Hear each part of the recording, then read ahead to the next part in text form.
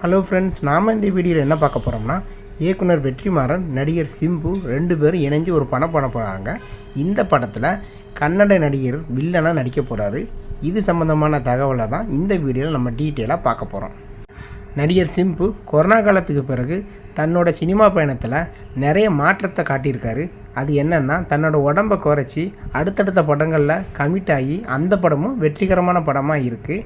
அந்த வகையில் 2025 கடைசியாக இவர் கமல்ஹாசன் கூட தக் லைஃப் படத்தில் நடிச்சிருந்தார். இந்த படமும் அவருக்கு நல்ல வரவேற்பை கொடுத்துச்சு. இதுக்கப்புறம் சிம்புவும் வெற்றிமாறனும் இணைஞ்சு ஒரு படம் பண்ணுறாங்க.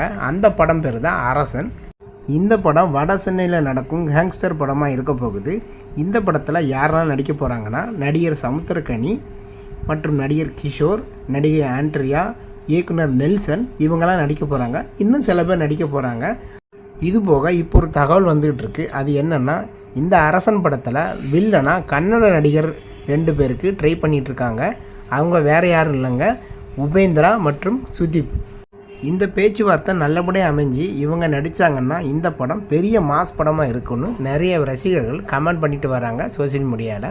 ஸோ இது சம்மந்தமான கருத்துக்களை கமெண்ட் செக்ஷனில் கமெண்ட் பண்ணுங்கள்.